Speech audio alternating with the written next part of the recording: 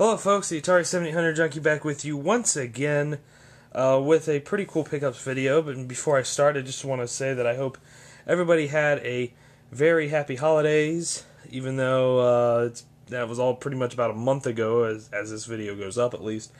But I haven't done a video in a long time, since well before the holidays. But I got a really cool pickup I want to show off that I found at a Goodwill for $4.99 plus tax, and it's basically one of these NES unauthorized NES clone deals. It's called the Power Joy, and of course it's shaped like a Nintendo 64 controller.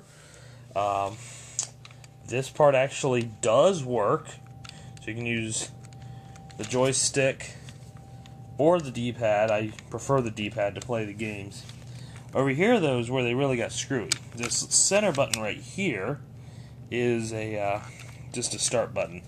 Up here is your power switch. When I turn it left, it turns on here. This is the start button, and this is the select button. And then in these, you know, the up, down, left, or right, that's where your B and A is. I think it's B and A, I think, is how I figured it out. The left two B and B, the right two B and A, I guess. I'm not quite sure. And then this thing up top is actually for, basically for light gun games. So you can even play stuff like Duck Hunt or whatnot, or what they have on here. Now this thing only has 10 built-in games, and I use that loosely because I think a few of them have been screwed up, including like a weird Duck Hunt variation where they changed the ducks into helicopters. So you're shooting down helicopters, like Apache helicopters, which is kind of wrong. Ugh. But it did also come with this, the Power Joy PJ-008, and there's 84 games on this bad boy.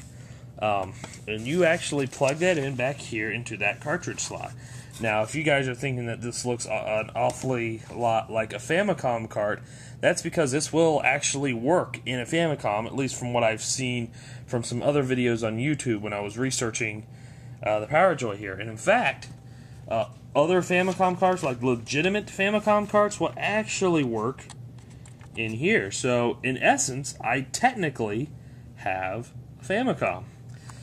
Here's the thing where you can plug in a second controller, and yes, it's shaped like Sega Genesis. I haven't tried a second one yet, but I will try a Genesis controller, and I'll try the NES controller that Thomas 3120 made for me a while back for my Atari 7800, but I'll see if that will work in this as well, and maybe it will.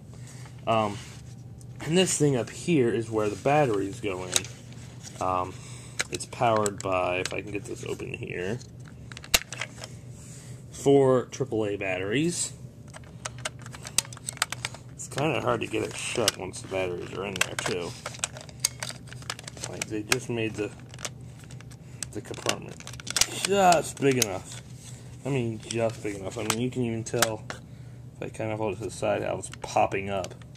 And then the cord that is coming out, since it's not a power cord, it's your video cord. Now, obviously I know what these two are. This is, you know, your standard RCA jacks, audio and mono audio and video.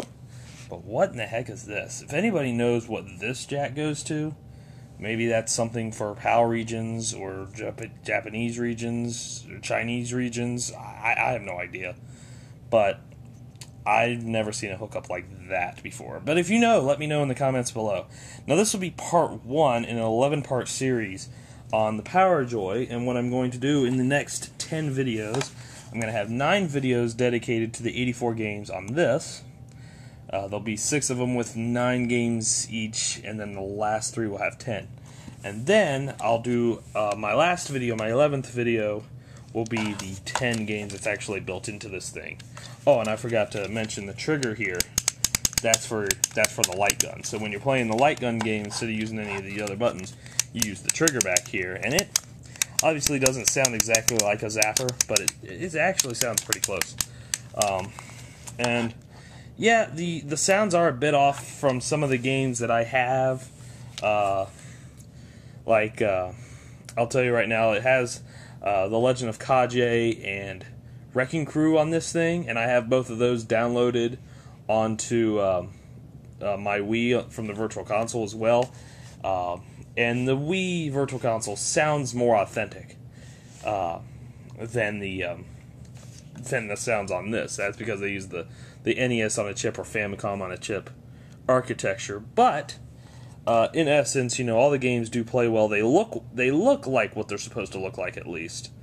Balloon Fight's another one, and I guess I guess I shouldn't give too much away. You guys will see that when I start uploading the videos there. So, anyways, yeah, interesting little find at the Goodwill with this Power Joy, and I guess that's it for this video.